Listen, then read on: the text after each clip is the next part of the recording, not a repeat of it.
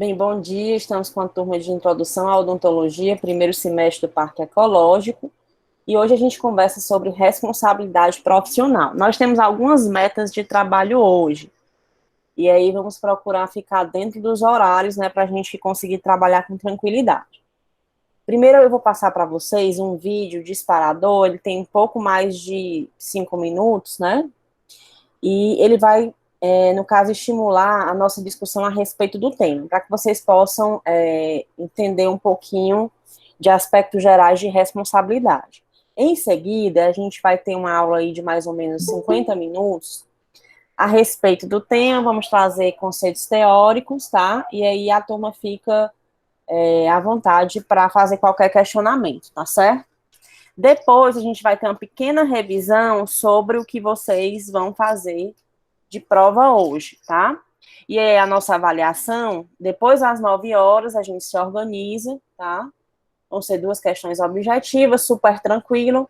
Quando for 9 horas, a gente conversa sobre ela. Preciso só tirar uma dúvida com vocês. Todos vocês já passaram por alguma prova, não já? Não preciso novamente fazer aquela explicação de como é que entra, né? Tá tranquilo. Show de bola. Valeu, Gil. Então a gente vai para frente agora, tá? E aí tem mais gente para entrar ainda, né? A gente vai vendo o vídeo. Quando eu parar o vídeo, eu libero o restante. Ok? Pra vocês puderem aí avisar no grupo que vai demorar um pouquinho para eu liberar novas entradas. Já que são aí 7h50 a gente tem que iniciar, tá bom? Então, o vídeo fala de uma situação que aconteceu em Brasília há mais ou menos 10 anos atrás, um pouquinho mais de 10 anos, de um paciente que era incapaz e ele foi submetido a extrações seriadas, né? Ele fez, na verdade, ele teve todos os dentes da boca extraídos e na época a repercussão foi muito grande sobre esse fato, né? E aí é para a gente poder refletir um pouquinho como nós, profissionais da saúde, temos que nos portar em relação aos atos odontológicos. A ideia é essa, tá bom? Deixa eu compartilhar aqui com vocês.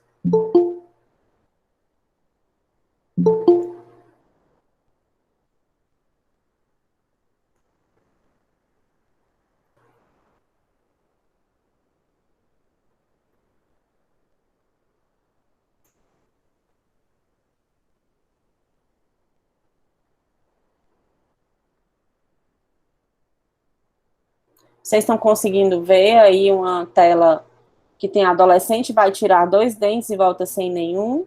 Aqui ele está me sinalizando que sim.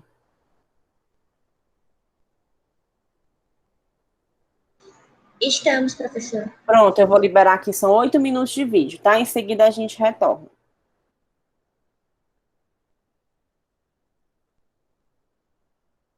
Né? Mas foi o que aconteceu com um adolescente em Brasília. E o caso, claro, foi parar na polícia.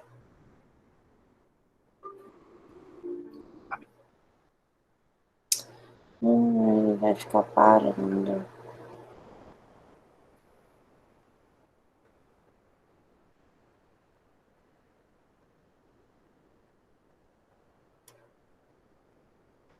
Será que é a internet, professora? Oi?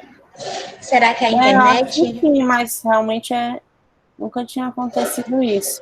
Deixa eu ver se ela vai carregar melhor. Você já imaginou ir ao dentista para uma simples cirurgia e voltar para casa sem nenhum dente na boca? Parece absurdo, né? Mas foi o que aconteceu com um adolescente em Brasília. E o caso, claro, foi parar na polícia.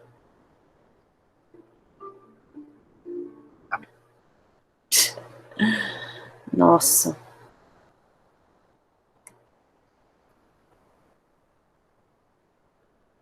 Só um minutinho.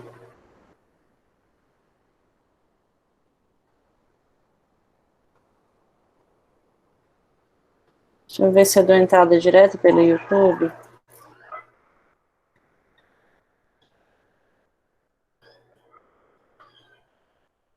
Só um instantinho, gente.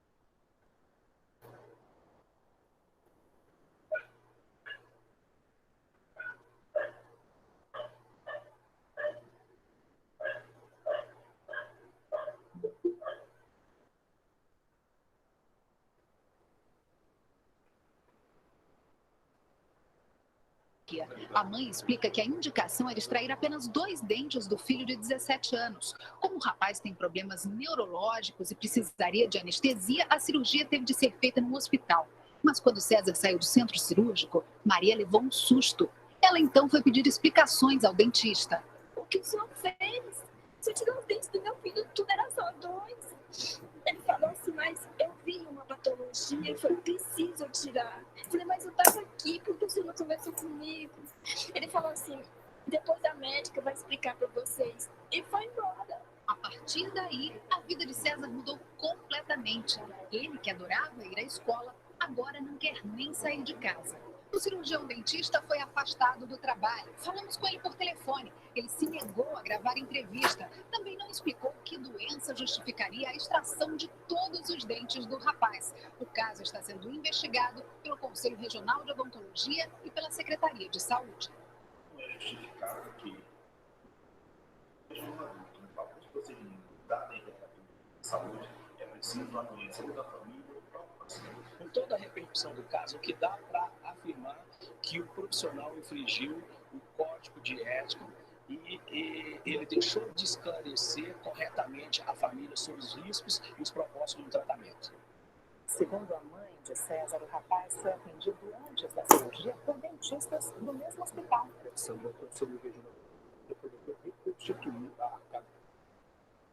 A mãe explica que a indicação era extrair apenas 2 dentes do filho de 17 anos. Como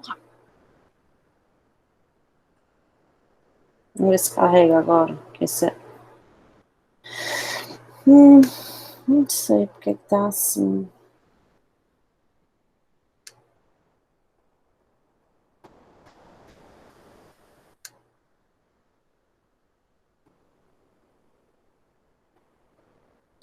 Pelo outro vídeo, gente, vocês conseguiram perceber que a situação era o seguinte: o César era um pacientezinho que tinha uma deficiência mental e ainda assim menor de idade. Então, ele tinha 2 condições que geravam em César a sua incapacidade, né? Ele precisava de exodontias de 2 elementos dentais, tá? Entrou no centro cirúrgico exatamente porque ele tinha uma dificuldade de colaboração em relação a esses procedimentos e, no caso, ele entrou para essa exodontia e ele saiu sem nenhum dente na boca. Vamos ver se abre pela última vez. Que é derruba você. Contra-ataque com o novo Reno Sabor Tutti Frutti. Novo Sabor Tutti Frutti atua em apenas 6 segundos. Esse agora vai.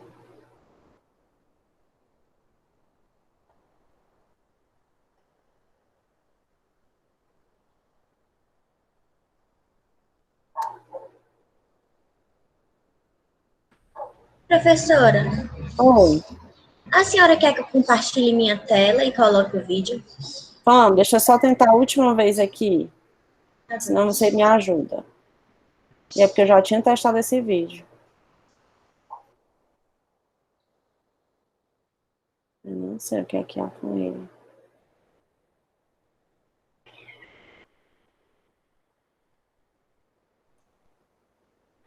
Eu vou passar o link, tá certo? Eu já tô com ele aqui. Pronto. Depois eu vou parar de compartilhar. Vê se você consegue, por favor. Tá bom.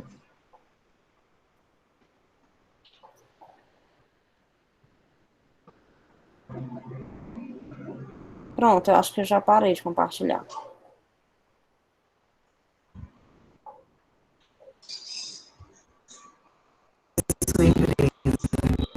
Sempre fomos o maior parceiro das micro e pequenas empresas. Não é agora que você mais precisa que vai ser diferente. Continue contando com as nossas soluções para cuidar do seu negócio. Pelo site, com telefone, seja como Ai, meu for. Deus. Engraçado que o outro vídeo entrou bem nesse. Tá enganchando, né? Mais que digital. Nenhum dente na boca. Parece absurdo, né? Mas foi o que aconteceu com um adolescente Tá em enganchando muito, né? Brasília. Professora, tá enganchando muito, né? Tá. Vamos parar, sem problema. E aí, se vocês, eu compartilho aqui, e aí, se vocês puderem ver depois, é bem legal essa reportagem. Eu ainda não queria, eu nem acredito, eu não queria deixar de passar lá agora, mas não vai ter jeito. Compartilho aqui com vocês. Depois vocês dão uma olhadinha.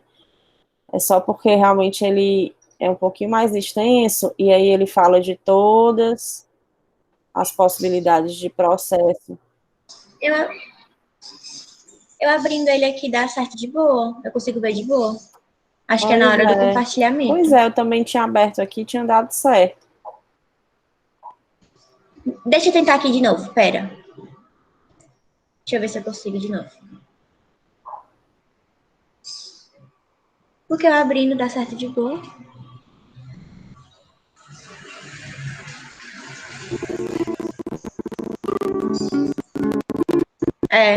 Trava muito. Tudo bem. Trava muito quando eu compartilho. Vamos para frente, Gil. Vamos lá, pessoal. Então, só retomando, né? Depois vocês dão uma olhadinha nesse vídeo, ele tem 8 minutos. É bem interessante a gente saber um pouquinho mais da história do César, né? Que é esse incapaz. E aí eu pergunto a vocês, né? Por que a gente estuda isso logo no primeiro semestre? A questão da responsabilidade, vou já compartilhar aqui a tela com vocês. A questão da responsabilidade profissional é algo realmente muito importante. E aí a gente precisa ter noção, ainda quando a gente não executa procedimentos clínicos, né? E o que é que significa toda essa questão de responsabilidade? Todos os nossos atos odontológicos, eles podem trazer repercussões negativas para as pessoas, né? Então, os nossos atos, eles podem causar lesões, e aí a gente precisa responder, né, aquilo que traz um prejuízo a alguém, né? Então, qual é a característica de uma pessoa responsável, né? Ela é uma pessoa prudente, é uma pessoa que pensa na consequência dos seus atos, né? Ela está preparada para caso ela tenha alguma intercorrência, se ela não pode evitar o dano, ela vai pelo menos diminuí-lo, tá certo? E essa questão da responsabilidade, ela pode ser percebida desde os tempos mais remotos. Vocês estão conseguindo me ouvir e estão vendo a telinha que tem o histórico de responsabilidade, não é isso? Eu não estou vendo o chat, se vocês puderem falar.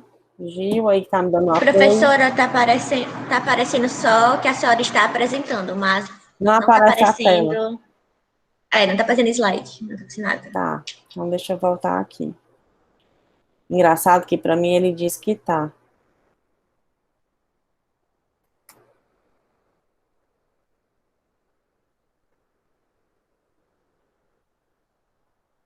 Parece que agora vai. E agora? Estão vendo o slide? Agora ainda continua do mesmo jeito, professora. Puxa vida. A senhora não está botando para apresentar só uma aba, não? Que nem eu fiz para apresentar do portal da Record? Não. E até, eu não sei o que é que acontece. Eu tive que reinstalar esse Chrome agora, porque ele já não estava dando certo. É como se eu estivesse compartilhando só o que eu estou vendo, né? É só a tela que eu estou vendo. Mas aqui, quando eu coloco para vocês... Pronto. Certo, então deixa eu agora só... foi. Pronto. Histórico, ok? Isso, pronto. Então, essa questão da responsabilidade é algo que não é novidade, né? E aí, isso está balizado nas regras de convívio da sociedade. Então, significa que se você tem atos, se você tem condutas, você responde por ela, independente de você ter características profissionais ou não associadas. Significa se eu causo um dano a alguém, por exemplo, eu bato no carro de alguém, provoca uma colisão, eu preciso, no caso, arcar, por exemplo, com os custos relacionados àquela avaria. Quando a gente fala em responsabilidade profissional, a gente está falando de uma situação que envolve um peso muito maior em relação a esses atos, porque, em teoria, nós temos que ter exatamente, né, trabalhar de forma que a gente provoque o mínimo dano possível. Como é que isso era considerado no passado? Essas regras eram transformadas em punições, né? Estou voltando aqui à tela porque ainda tem gente entrando. E aí atrapalha muito essa entrada tardia.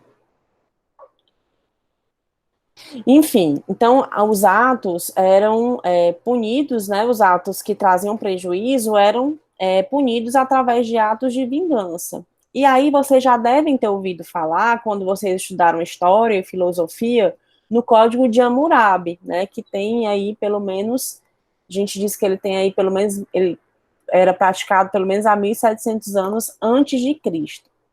Então, o que é que o código preconizava? Se você causava um dano, você teria, né, um retorno também negativo em função daquele dano. E aí, como parte dele, a gente pode destacar que se um homem batia em seu pai, ele tinha as mãos cortadas. Se ele furava o olho de alguém, ele teria o seu olho furado, né? E assim, que se um profissional da saúde, o médico, né, em questão, tratasse uma ferida, e se essa pessoa morresse, esse médico teria as mãos decepadas. Então, no passado, o entendimento dessa penalização para aquele que comete atos que são contrários aos bons resultados, trariam, né, consequências danosas propriamente para aquela pessoa, né? Como vocês viram aí, uma consequência bem direta em relação ao ato que ela realizou.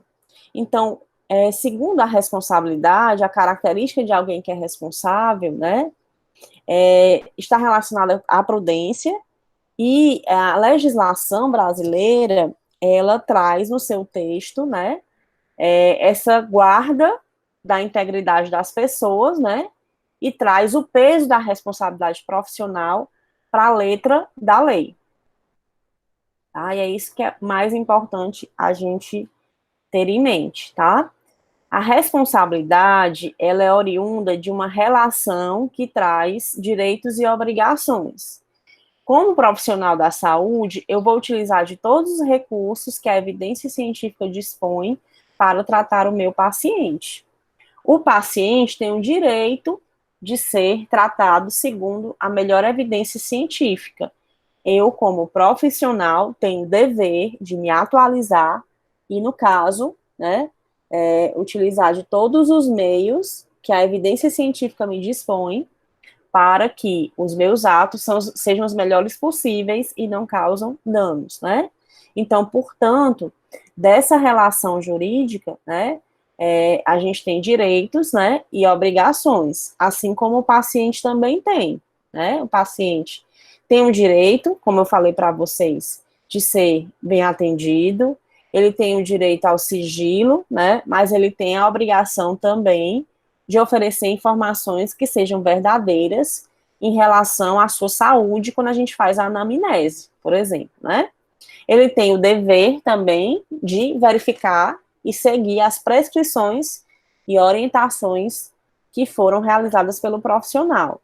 Então, a gente diz que essa relação jurídica com o paciente, que ela é personalíssima, né, ela envolve o profissional que executa o procedimento e o paciente em questão, ela tem que ser, como a gente diz, de mão dupla, né? O profissional tem direitos e obrigações, mas o paciente também tem. E aí, a gente diz que se a gente tem, dentro dessa relação, uma situação que o profissional acaba descumprindo o que é a sua obrigação como profissional da saúde, ele pratica atos que são ilícitos, que são contrários à norma, né? Que não são legais. Portanto, nessas ocasiões, a responsabilidade desses profissionais é chamada, né? Então, mais uma vez, lembrando que a responsabilidade é de todas as pessoas maiores de 18 anos no Brasil.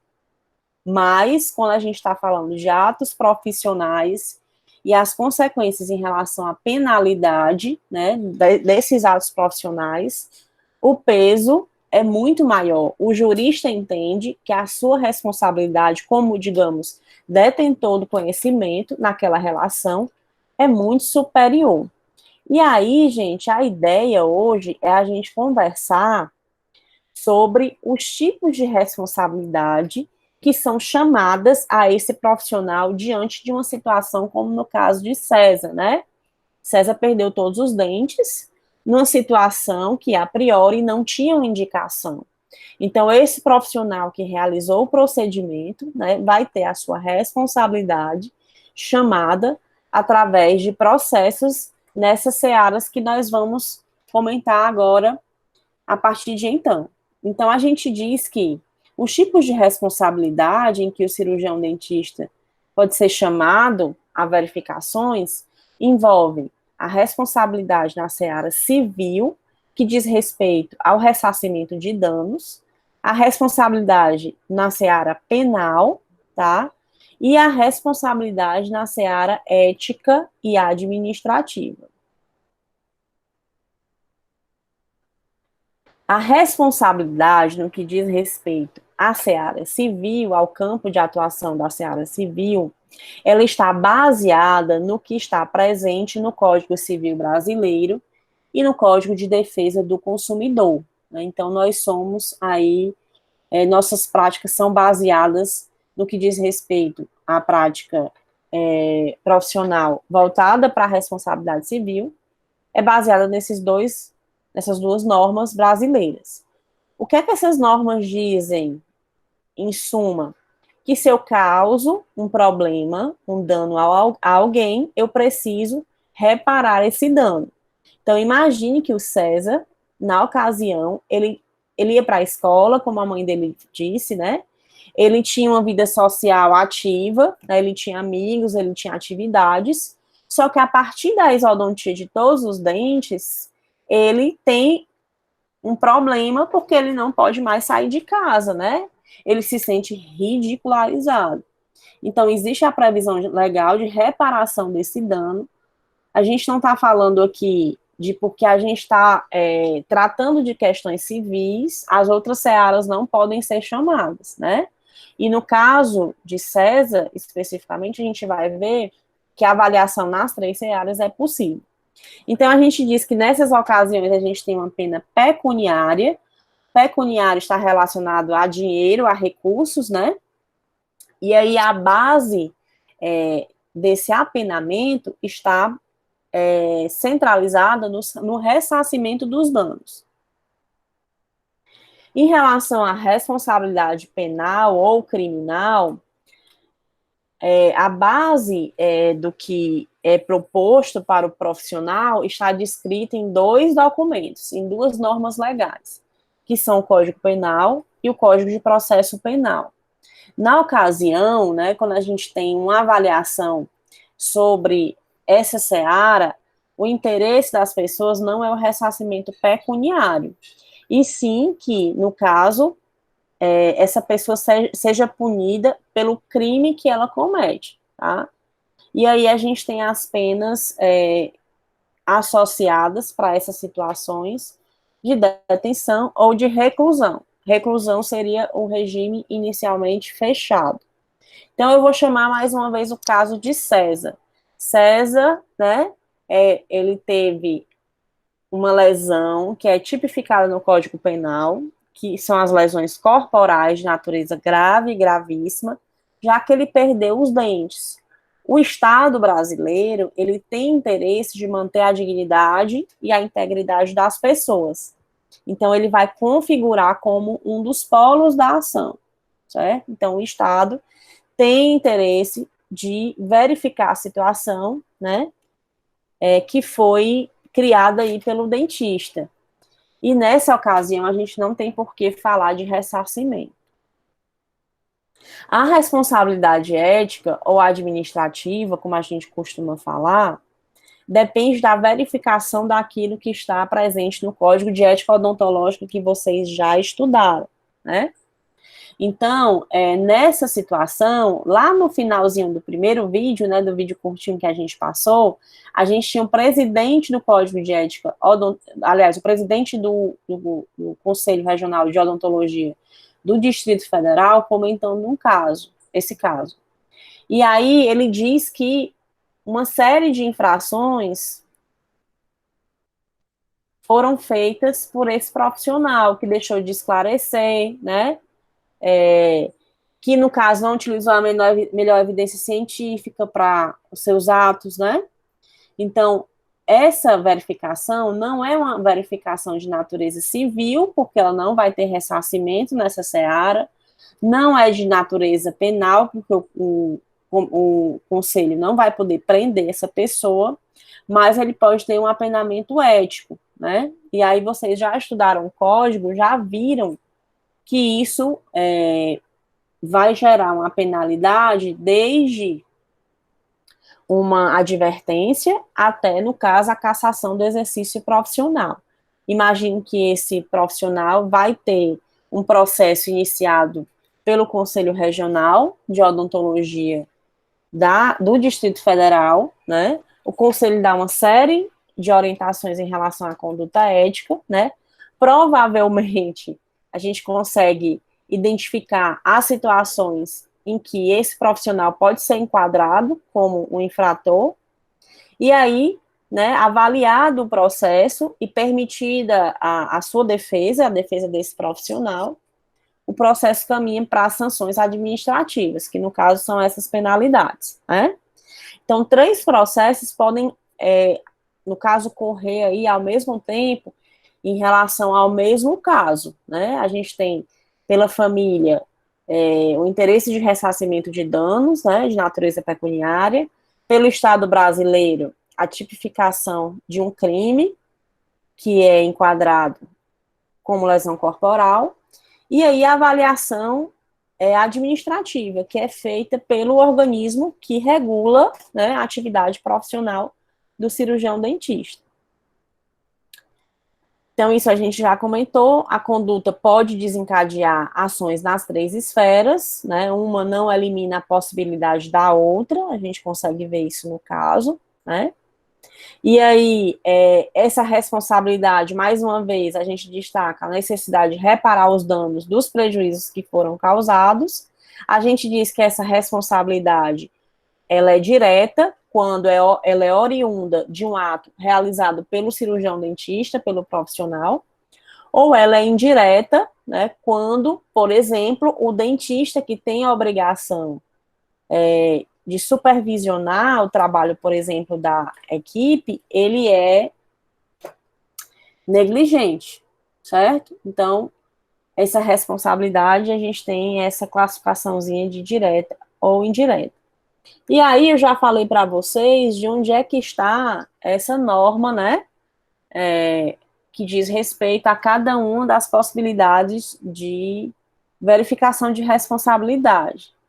Em relação à responsabilidade civil, né, a gente tem o Código Civil Brasileiro, lá no seu artigo 186, a gente não vai perguntar especificamente o artigo, né, mas nesse artigo é verificado que aquele que, por ação ou omissão, né, aquele que age ou deixa de agir quando deveria ter agido, negligência ou imprudência, né, então, aquele que deixou para lá, ou aquele que foi muito confiante, né, que ele assumiu o risco, ele viola um direito de alguém e causa um dano a essa pessoa, né, ainda que esse dano não seja um dano físico, mas, por exemplo, um dano de natureza moral, como é o caso também, né, do César, ele comete um ato que está em desacordo com a legislação. É isso que o Código Civil Brasileiro está dizendo.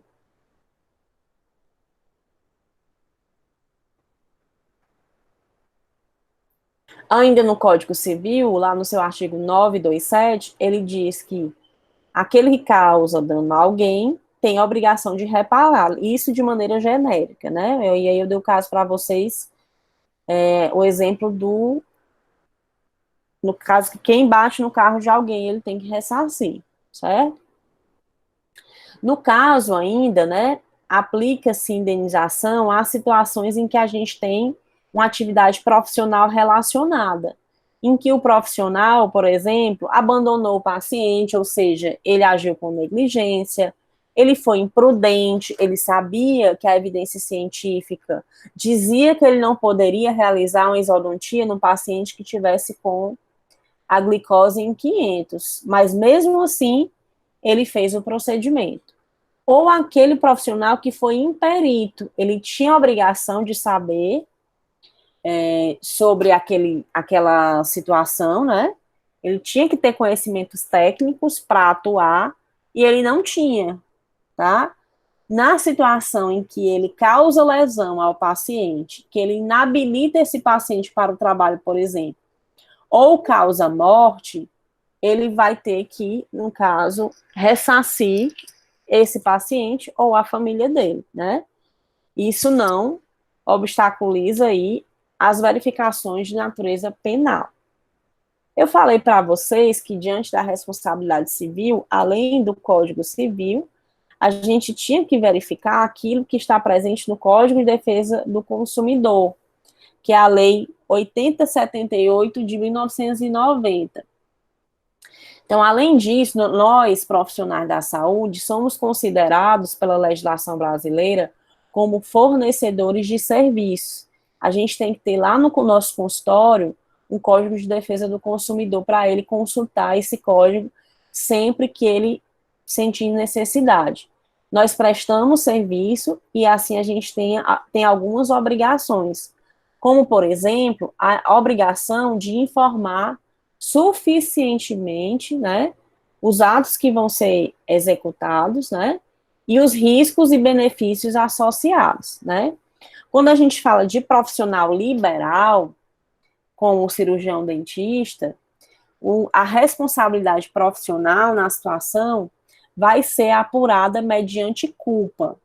O que é isso, professora? Essa questão da culpa na norma brasileira, ela é bem descrita, certo?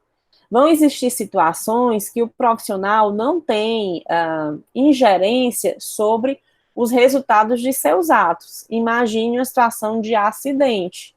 Você está fazendo um procedimento com uma carpule, uma agulha, está anestesiando, o paciente está muito nervoso, ele se mexeu bruscamente e a agulha fraturou dentro do músculo, por exemplo, né? Naquela região que está sendo anestesiada. Aí a gente tem uma situação distinta, né? Porque aquele episódio não dependeu de culpa do profissional, ou seja, ele nem foi negligente, ele nem foi imprudente e ele nem foi imperito, ele estava fazendo tudo que é preconizado para aquele procedimento. Então, quando a gente fala de responsabilidade, segundo o Código de Defesa do Consumidor, há que se verificar a culpa. Então, a gente tem que identificar, né, naquela situação, se o profissional foi imprudente, imperito ou negligente. Quando vocês forem estudar esse tema, né, e aí qualquer capítulo, qualquer livro de odontologia legal traz isso, vocês têm sempre que relacionar essa responsabilidade civil à fundamentação de culpa, né? Já que existe aí uma personalização, uma personalidade na prestação dos serviços durante essa relação. Ainda sobre responsabilidade civil, a gente tem que verificar que precisa existir uma ponte entre o ato odontológico e o resultado danoso. Exemplo, paciente foi submetido a uma exodontia de terceiro molar. E aí, durante as manobras do profissional, houve uma fratura do ramo mandibular, porque foi empregada uma força excessiva. Então, o que é que eu tenho aí? Eu tenho um ato odontológico, existe uma ponte, que a gente chama de nexo de causalidade, existe um nexo, né, entre esse ato e o dano que é a fratura mandibular.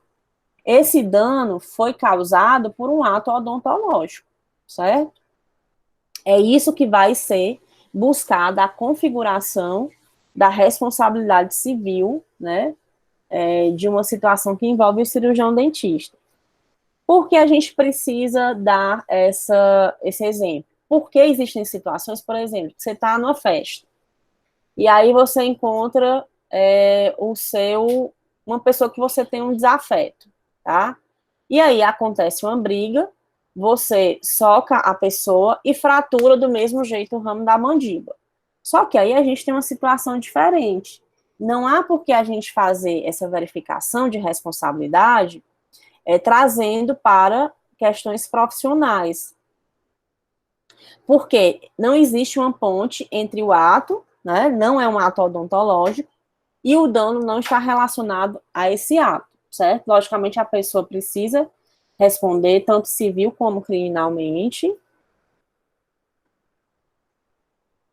Porém, né, o peso dessa verificação é menor em função de que a gente tem, no primeiro exemplo, uma relação profissional, né? E no segundo exemplo, da festa, a gente não tem relação profissional, certo? Professora. Oi. Eu acho que eu tô confusa. Quando o profissional, ele tá realizando um procedimento, aí sofre deslocamento, né? A fratura da mandíbula. A fratura, isso. Aí ele tem que ser verificada a relação de culpa. Isso, a existência de culpa, Agora, se for o profissional, assim, ele não atuando em seu serviço, né? Uma briga. Aí não precisa verificar essa existência de culpa. Não. É isso? Não precisa dessa verificação. Então é isso, Por que a né? gente está falando disso? Professora, eu não estou entendendo por que a gente está falando disso. É exatamente o que eu falei lá no começo. Essa verificação é necessária porque lembra que a responsabilidade profissional, ela tem um peso maior. Então, por isso eu preciso configurar digamos, o mesmo dano sobre dois olhares, né? O que é que o magistrado, que é o juiz, vai entender? Não, aquele que causou o mesmo dano, mas decorrente de um ato profissional, né, ele vai ser penalizado de uma forma mais grave. A pessoa que fraturou a mandíbula de outra na festa, ela também tem responsabilidade. Ela também vai responder civil, criminalmente, né? Mas no caso do profissional, essa verificação vai ter um peso bastante superior, porque era a obrigação dele saber realizar o procedimento. Certo? Melhorou? Certo. É porque lá tinha que, enquanto o cirurgião dentista, enquanto pessoa jurídica, aí ele não precisa, né? Sim. É exatamente isso que eu vou falar. Quando a gente está falando de pessoa jurídica, a gente não avalia culpa, certo? Porque a culpa está relacionada a atos personalíssimos do próprio profissional. Quando a gente está falando de empresas, né, a gente está falando de teoria do risco. Então, aquela empresa vai responder por aquele dano causado, independente da verificação de culpa. Certo? Então, se eu tenho, por exemplo, um ato odontológico que ele é representado por um cirurgião dentista, né? Eu tenho o contrato relacional é de um dentista que tem um consultório e executa o procedimento. Eu vou verificar a culpa, ok. Mas se eu sou, no caso, um paciente de uma clínica, né, de uma pessoa jurídica, essa verificação de culpa não é necessária, certo? O ressarcimento de danos é quase que automático, porque eu não tenho como trazer para a pessoa jurídica aquela historinha que a gente conversou sobre negligência, imprudência e imperícia, certo? Então, quando a gente falar de teoria de culpa, a gente está falando de pessoa física, do que a gente chama de responsabilidade subjetiva, né? E o ressarcimento de dano está relacionado com essa verificação de culpa. Culpa aí caracterizada pela negligência, imprudência ou imperícia. Quando a gente está falando de pessoa jurídica, a gente não está falando da teoria de culpa, a gente está falando de teoria de risco, né? Se eu sou pessoa jurídica, eu assumo risco em determinadas situações. Então, eu preciso ressarcir aquele paciente, independente de verificação de culpa. Vou dar um exemplo bem fora da casinha. Imagine a Petrobras, que tem um caldeirão lá, um caldeirão que faz lá uma mistura de alguns componentes químicos, certo? Se uma pessoa chegar lá e pular dentro do caldeirão, ainda assim, a Petrobras tem que ressarcir a família. Por quê? Porque a Petrobras é uma empresa, certo? Que ela é balizada pela teoria de risco. A sua obrigação era garantir que aquela pessoa não caísse dentro do caldeirão, certo? Basicamente é isso. Então, se eu sou pessoa jurídica, a minha culpa não é verificada. Mais na frente, a gente vai discutir isso novamente. Mais na frente, que eu digo na frente do curso, certo? A gente tem algumas situações em que tanto o dentista que executa o procedimento, quanto a empresa, são penalizadas, e elas são penalizadas de forma diferente. Elas respondem solidariamente dentro do mesmo processo, tá? Mas, nesse momento, o que é importante vocês saberem? O ressarcimento de danos, quando a gente tem uma pessoa jurídica, é de forma automática. Não existe verificação de culpa. O ressarcimento de danos, quando a gente tem uma pessoa física, depende de verificação de culpa, ou seja, da identificação de negligência, imprudência ou imperícia, tá certo? Podemos ir para frente? Sim. E aí, pessoal, aqui tem só algumas ementas de algumas situações que passaram por processo, né? E aqui a gente tem um processo de natureza civil. Deixa eu só liberar aqui quem ainda está entrando.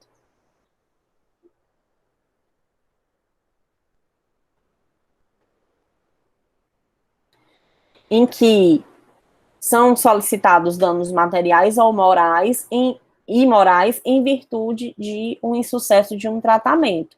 E é exatamente a situação que eu falei para vocês. Normalmente, a verificação de responsabilidade, ela é feita tanto para a clínica, quanto para o dentista que executa o procedimento. Então, vamos supor, se a sentença que o juiz avalia, ela versa em torno de R$100 mil, a gente tem situações em que metade desses custos, né, são pagos pela clínica, e metade dos custos, né, quando verificada a culpa e considerada como procedente, é paga pelo dentista, certo?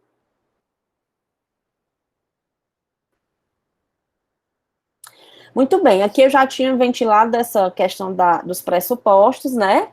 Mas só para a gente destacar novamente, os pressupostos, ou seja, aquilo que precisa ser identificado diante da verificação da responsabilidade, é exatamente que um ato de natureza profissional, vamos voltar para a fratura de mandíbula. Então, eu fiz uma isodontia, é um ato profissional de um cirurgião dentista. Eu causei um dano, tá certo? Ou seja, o dano é a fratura mandibular. Existe uma ponte que liga esse ato especificamente com esse dano, certo? E aí, como eu estou falando de pessoa física, a culpa também tem que ser caracterizada. Por que eu fraturei a mandíbula? Porque eu não sabia realizar o procedimento. Eu fiz uma manobra que era indevida. Vocês vão estudar cirurgia, vocês vão ver que a direção das raízes, ela vai te sinalizar que tipo de manobra vocês vão fazer, certo? Se eu tenho dentes multirradiculares, ou seja, mais de uma raiz, eu não posso rotacionar aquele dente, porque a tendência é que essas raízes fraturem.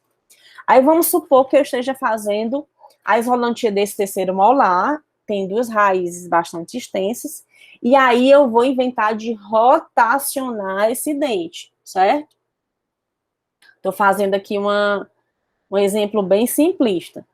mas eu não deveria ter rotacionado. Então, eu fui imperito, porque eu tinha a obrigação de saber que eu não poderia rotacionar.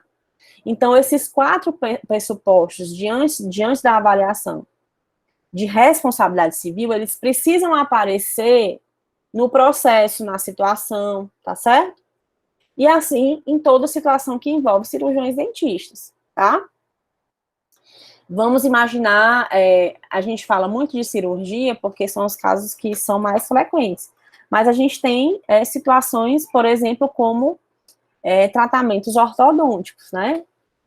O paciente passa por manutenção há 5 anos, o tratamento não evolui, e aí a gente vê que o paciente está começando a ter mobilidade em todos os dentes, né? Que é uma coisa que a gente não quer. Mas quando a gente utiliza tracionamentos inadequados, isso acontece, pode acontecer, né? Então, um ato profissional que é o tratamento ortodôntico, ele causou um dano, aqui representado pela mobilidade, a perda dos dentes, né?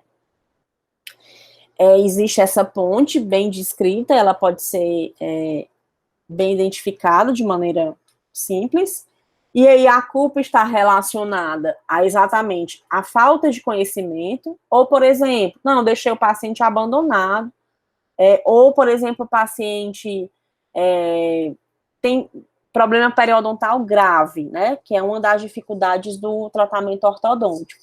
Então, eu fiz o tratamento ortodôntico verificando que o paciente já tinha uma mobilidade prévia, né? Então, aí a gente pode caracterizar a imprudência, por exemplo, porque eu tinha uma situação que me dizia assim, pare, não faça, né? E mesmo assim eu assumi o risco de fazer o procedimento, a manutenção, e o paciente vir a perder os dentes, certo? Então, sempre, quando a gente tem envolvimento do cirurgião dentista, a gente tem que, no caso, o magistrado vai avaliar esses pressupostos. Então, já comentei com vocês, né, esses pressupostos, os atos que causam danos, existe uma ponte. Nós precisamos aí identificar, nesses processos, as modalidades de culpa. Imagine que vocês fizeram cirurgia no paciente, a gente adora dar esse exemplo. Eles fizeram a cirurgia, o paciente estava com uma patologia grave, ele praticamente fez uma hemissecção mandibular, e ele precisou ficar internado. Existem situações que isso acontece. E aí você fez o procedimento, internou o paciente, e o paciente, você viajou para um congresso fora do país. Professora, eu não posso viajar, eu sou um profissional renomado, eu preciso participar desses eventos, inclusive eu estou na grade. Sim, você pode participar, você deve. Mas você deve deixar, no caso, um profissional que tenha capacidade técnica à sua altura, para responder por aquele paciente, você não pode simplesmente abandonar. Então, imagine que esse paciente venha a óbito, né? E aí, mais uma vez, a gente tem aí uma verificação de culpa na seara civil. Então, negligente é aquele que deixa de fazer algo que ele deveria fazer. O imprudente, eu sinalizei para vocês. Tem uma situação que sugere, né, que a gente repense os atos, que a gente pare, né, que a gente seja prudente, e mesmo assim eu assumo o risco desses meus atos. A imperícia, por exemplo, acontece quando o ortodontista sinaliza para vocês, olha, eu vou precisar fazer aqui um planejamento ortodôntico, e eu preciso que vocês extraiam os primeiros premolares superiores, e aí ele redige uma cartinha solicitando essa exodontia, justificando, manda pelo paciente. Os primeiros pré-superiores são 14 e 24. E aí, você está muito atarefado, você está muito nervoso, está fazendo outras coisas, está trabalhando demais, e você extrai o 15 e o 25. E aí, era a sua obrigação, né, executar os atos, né, que foram solicitados, né, porque existe um planejamento. Você teria que saber quais são os dentes 14 e 24, e nessa situação a gente tem a modalidade de perícia bem visível, porque você extraiu um dente que era errado. Você tinha a obrigação de saber e fazer a exodontia do dente certo, tá? Já falei para vocês, negligência, uma situação que a gente tem omissão, mais um exemplo, quando a gente tem um implante dentário e não foi feito o protocolo para descontaminação do campo. O campo foi contaminado, o paciente tem uma infecção grave, porque você deixou de fazer os atos preparatórios, por exemplo, para a cirurgia. E aí eu trago para vocês uma situação que traz uma apelação cível, né, relacionada ao implante, tá, que aí o profissional não acompanhou o caso, o paciente foi abandonado, tá, os danos morais, ou seja, o que o paciente iria receber, estavam na casa de R$10.000, esse cirurgião dentista iria pagar isso. E aí existe tudo aquilo que a gente vem conversando, todos os pressupostos, a modalidade, né? Eu tenho um ato que é uma cirurgia de implante, né? A consequência, por exemplo, o implante ele não ósseo integrou, ele não ficou no espaço que estava planejado, né? Ele não vai poder utilizar os benefícios daquele implante. O que é que aconteceu na situação? O paciente fez o implante, não orientou o paciente sobre os cuidados pós-operatórios, né? Viajou, não deixou ninguém lá na clínica dele que pudesse orientá-lo, enfim, deixou de fazer o que era correto em termos de evidência científica. E aí, segundo a verificação da magistratura, esse profissional teve que pagar custos relacionados aí a danos morais.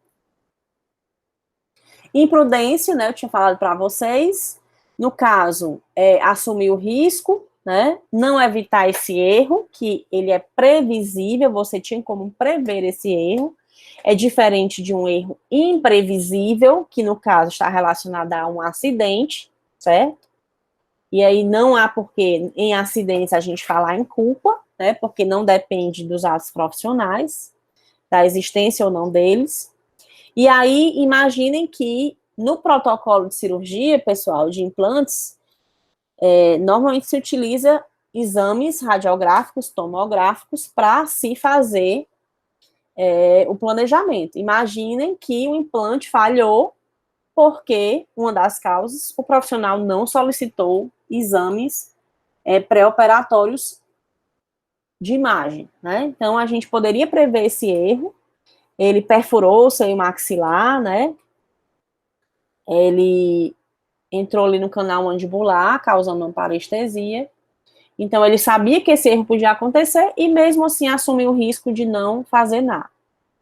Mais uma vez, a imperícia, né? Aquela modalidade que está relacionada à capacidade e competência. Então, eu preciso saber e eu preciso saber fazer, né? Imagine que um profissional que se graduou há pouco tempo realiza uma extensa habilitação e ele não tem formação suficiente para isso, né? Então, ele deveria saber, não que um profissional recém-formado legalmente não possa fazer isso, mas ele tem que ter capacidade para tal. Ainda tem gente entrando.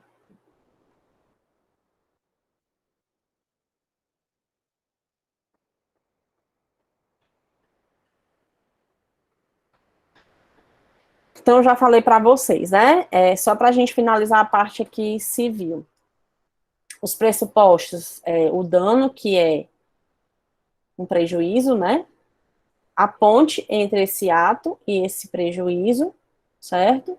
E aqui, mais uma vez, a gente traz uma situação de uma apelação em que o cirurgião dentista, ele foi afastado de penalidades porque não se estabeleceu exatamente a relação de que o seu ato odontológico foi o causador do dano em questão, certo?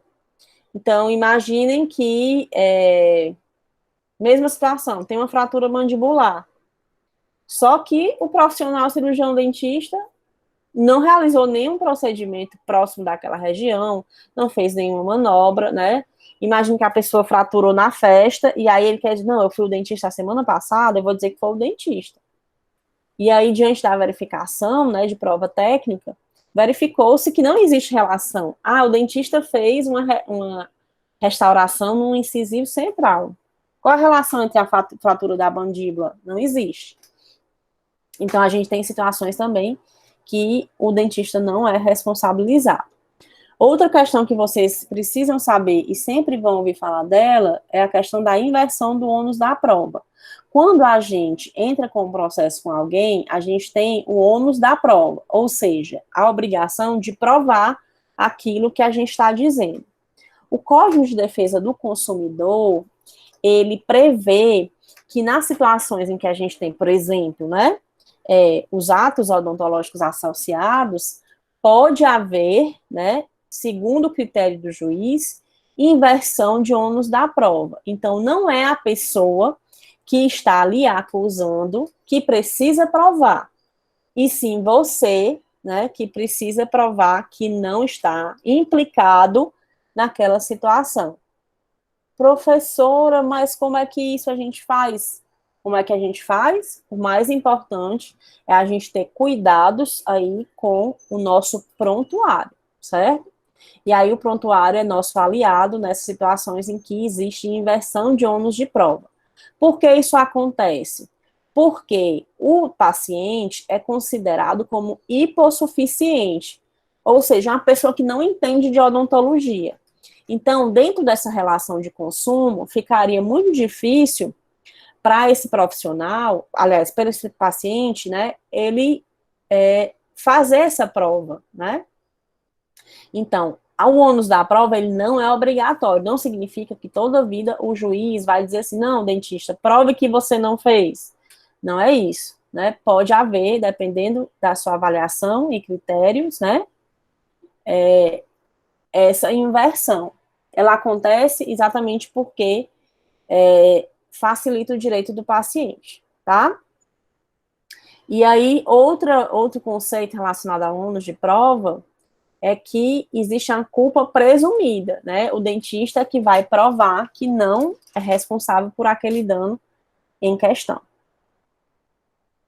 Ainda falando de responsabilidade, só para a gente finalizar essa parte, pessoal, a gente precisa entender dois conceitos no meio jurídico, que é a obrigação de meio e a obrigação de resultado.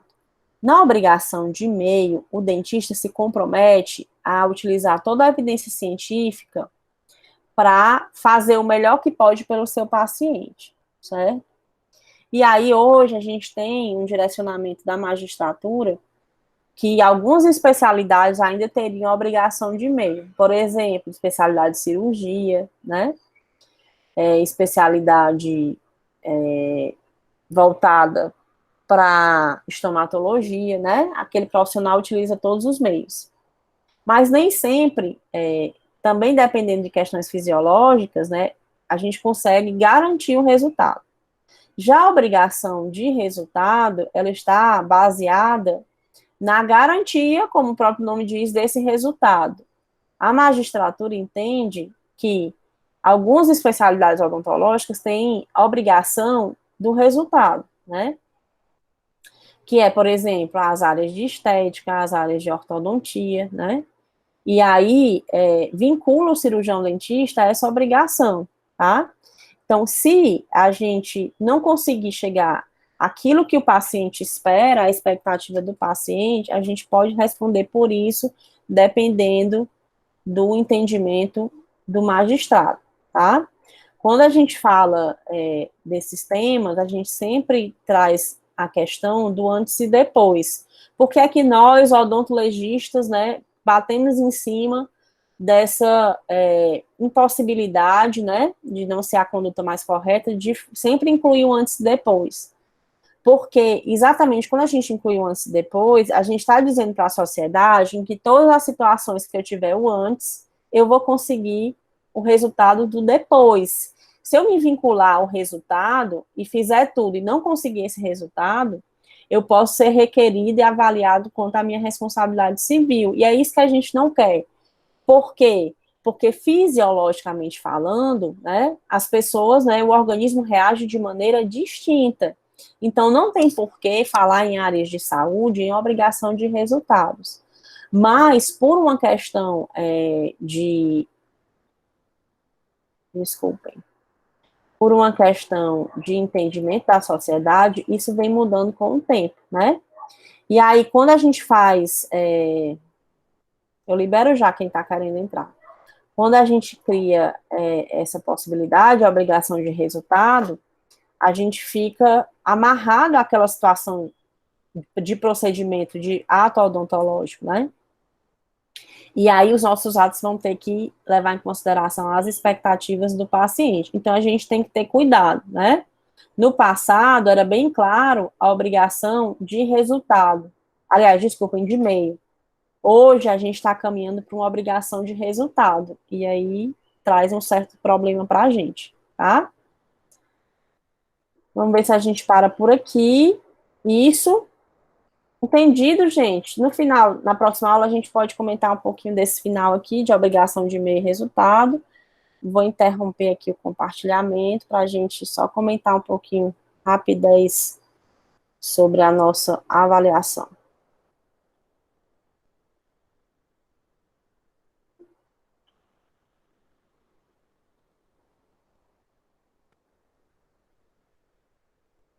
Parei, né, o compartilhamento, vou só compartilhar agora aqui outra coisinha.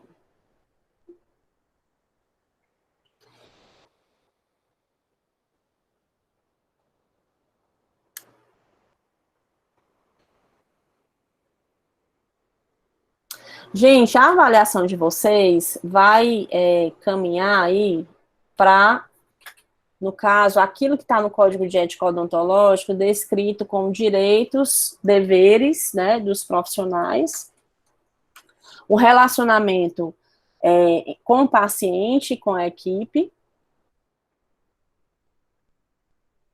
publicidade, honorários e sigilo.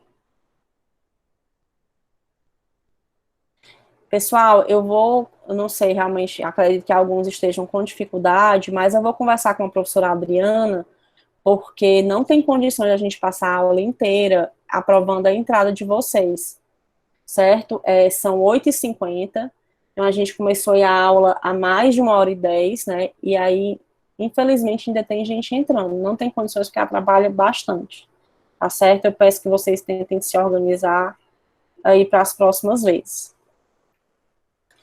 Vamos lá, né? Vocês estão vendo aqui a minha tela de direitos?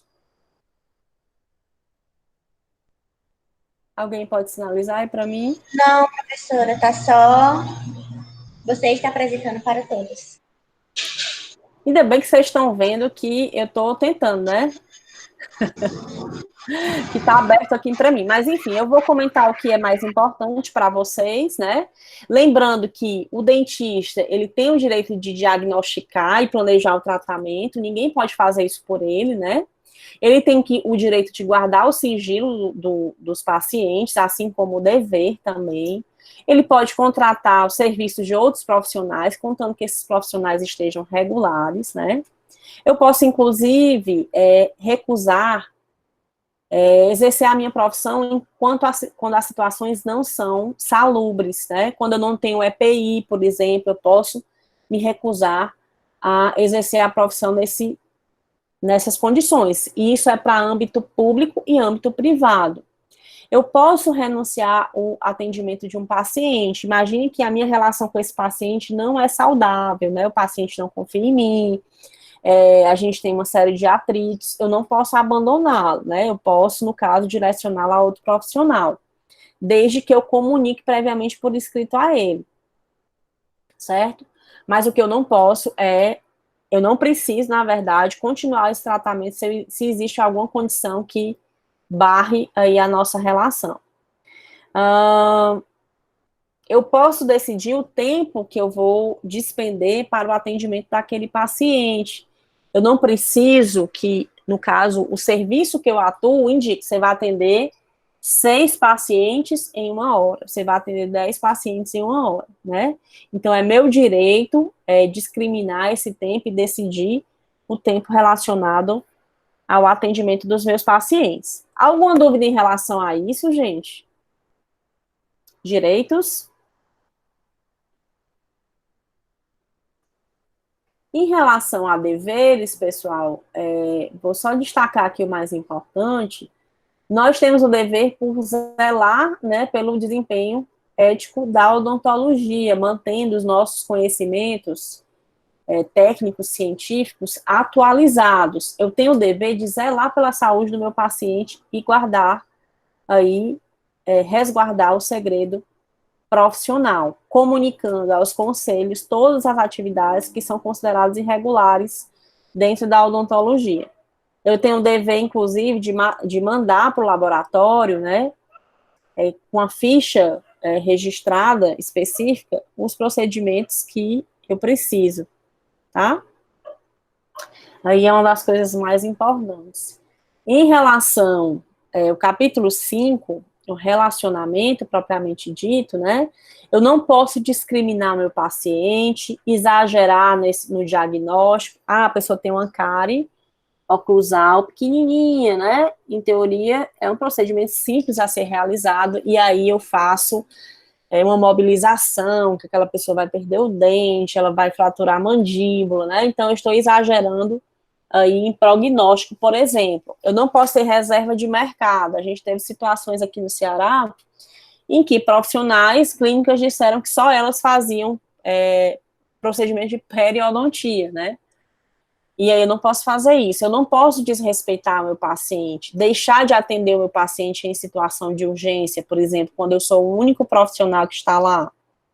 Assim como eu não posso deixar de esclarecer o meu paciente, eu não posso negar a ele informações, por exemplo, sobre o seu prontuário. Em relação à equipe, pessoal, sempre lembrar que nós supervisionamos a equipe auxiliar, nós temos obrigações em relação a isso, e nós não podemos ser coniventes com erros técnicos e infrações de outros profissionais.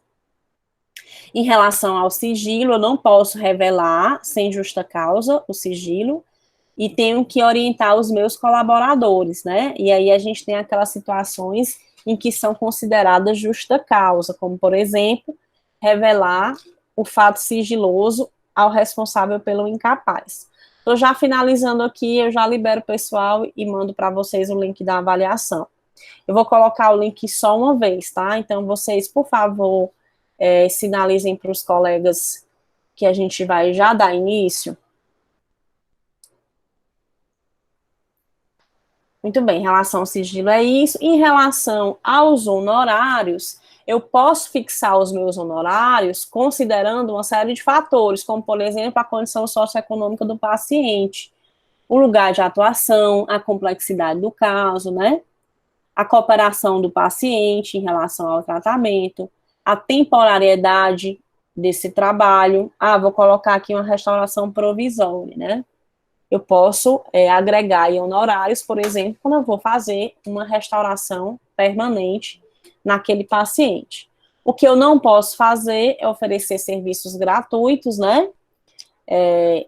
Oferecer serviços como prêmios, dar gratificações, receber remunerações adicionais em instituições públicas, por exemplo, tá? Não posso trabalhar com vales presentes, gift card, e outras práticas que a gente entende que são mercantilistas, tá? Alguma dúvida, minha gente, até aí? Vou fechar aqui, liberar o restante.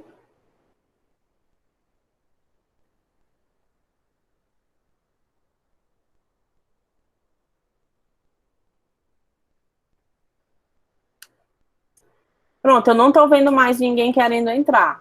Mais alguém precisa entrar?